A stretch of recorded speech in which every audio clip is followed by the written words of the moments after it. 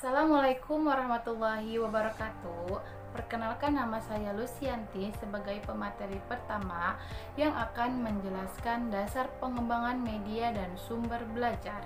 Nah, sebagai dasar pengembangan media pembelajaran dan sumber belajar yang relevan dalam kelas dapat mengoptimalkan proses pembelajaran. Nah, bagi seorang guru, media ini sangat membantu mengkonkretkan konsep atau gagasan dan membantu memotivasi peserta didik belajar secara aktif. Sedangkan bagi siswa, media dapat menjadi jembatan untuk berpikir secara kritis dan berbuat.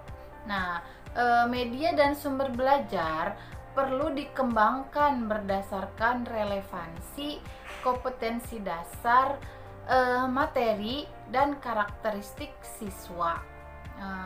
Di sini guru dapat berperan sebagai kreator, yaitu menciptakan dan memanfaatkan media yang tepat, efisien, dan menyenangkan bagi siswa.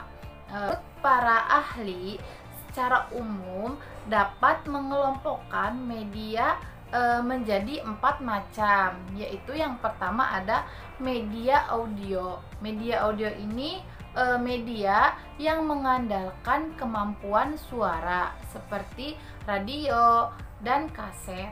Dan yang kedua ada media visual. Media visual ini media yang menampilkan gambar secara diam seperti lukisan, foto, dan sebagainya. Dan yang ketiga yaitu ada media audio video, yaitu media yang menampilkan suara dan gambar seperti film dan video. Dan yang terakhir ada media berbasis komputer. Media berbasis komputer ini media pembelajaran yang dibantu dengan komputer. Selanjutnya, materi yang kedua yaitu tujuan pengembangan media dan sumber pembelajaran. Tujuannya itu ada 2. Yang pertama, media dan sumber pembelajaran dapat memperjelas, menyajikan pesan dan informasi, sehingga memperlancar dan meningkatkan proses dan hasil pembelajaran. Dan yang kedua itu media dan sumber pembelajaran dapat meningkatkan dan mengarahkan perhatian anak sehingga dapat menimbulkan motivasi belajar, interaksi yang lebih langsung antara siswa dan lingkungannya. Berlanjut pada pembahasan selanjutnya mengenai komponen pengembangan media dan sumber media. Sebelumnya, pengertian komponen. Komponen adalah bagian-bagian yang selalu ada di dalam sumber belajar itu. Dan bagian-bagian itu merupakan satu kesatuan yang sulit berdiri sendiri. Sekalipun mungkin dapat dipergunakan secara terpisah. Itu mengenai pengertian komponen. Yang kedua, pengertian media pembelajaran sebagai sumber belajar. Media pembelajaran sebagai sumber belajar merupakan suatu komponen sistem pembelajaran yang meliputi pesan, orang, bahan, alat, teknik, dan lingkungan yang dapat mempengaruhi hasil belajar peserta didik. Adapun komponen-komponen sumber belajar diantaranya yang pertama, komponen tujuan, misi, atau fungsi sumber belajar. Komponen yang kedua, bentuk, format, atau keadaan fisik sumber belajar. Komponen yang ketiga yaitu pesan yang dibawa oleh sumber belajar. Dan komponen yang terakhir yaitu tingkat kesulitan atau kompleksitas pemakaian sumber belajar. Itu mengenai komponen pengembangan media dan sumber media. Berlanjut pada pembahasan selanjutnya itu mengenai metode pembelajaran. Di sini kami mengambil metode pembelajaran puzzle. Metode pembelajaran puzzle ini, metode bermain dengan media puzzle, merupakan metode pembelajaran dengan cara melakukan permainan dengan menggunakan media potongan-potongan gambar yang disusun kembali menjadi gambar yang utuh. Metode puzzle ini bersifat kelompok. Jadi setiap siswa diperkelompokkan, bukan bersifatnya individu. Metode puzzle ini memiliki tujuan. Nah, metode puzzle ini bertujuan untuk mengasah daya pikir, melatih kesabaran, dan membiasakan kemampuan berbagi pada diri siswa. Selain itu, puzzle dapat disebut permainan edukatif karena tidak hanya untuk bermain, tetapi metode puzzle ini mengasah otak dan melatih antar kecepatan pikiran dan tangan. Nah, metode puzzle ini memiliki manfaat. Nah, manfaat penggunaan media puzzle dalam pembelajaran yaitu meningkatkan keterampilan kognitif, meningkatkan keterampilan motorik halus, nalar dan daya ingat, melatih kesabaran, menambah pengetahuan, serta meningkatkan keterampilan sosial siswa. Mungkin cukup sekian dari pemaparan saya mengenai komponen pengembangan media dan sumber media dan metode pembelajaran yang kami ambil, yaitu metode pembelajaran puzzle.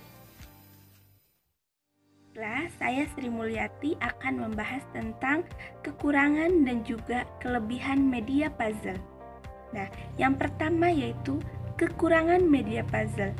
Apa saja sih kekurangan media puzzle ini? Nah, yang pertama kekurangannya yaitu media puzzle ini membutuhkan waktu yang lebih panjang dan lebih lama.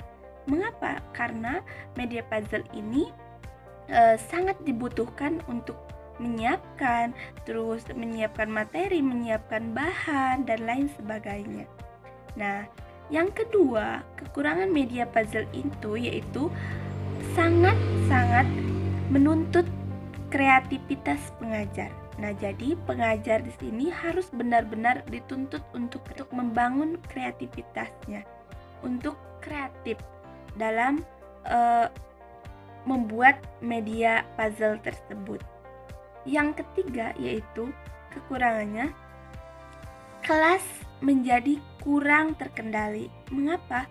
Karena media puzzle ini biasanya dan umumnya dilakukan berkelompok sehingga membuat kelas menjadi sedikit kurang terkendali karena berkelompok tersebut.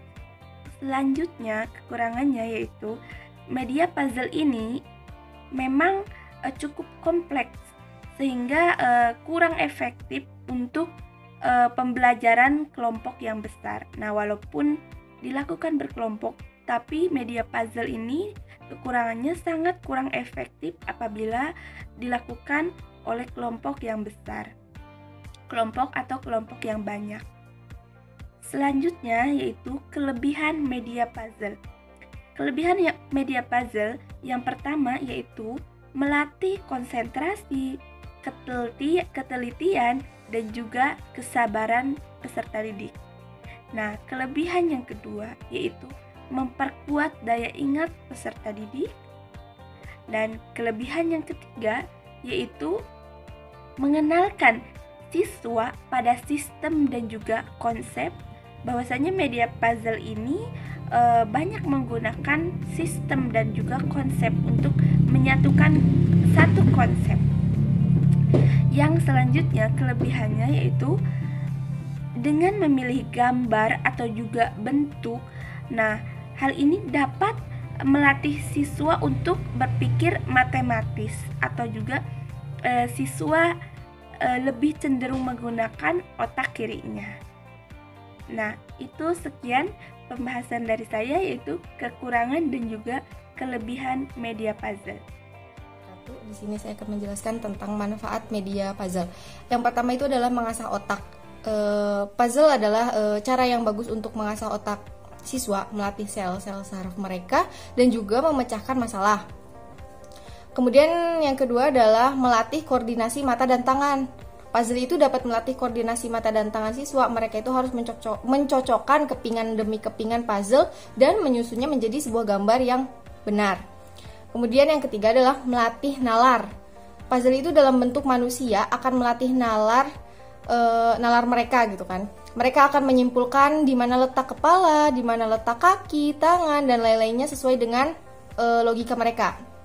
Kemudian juga melatih kesabaran. Puzzle juga dapat melatih kesabaran siswa dalam menyelesaikan suatu tantangan.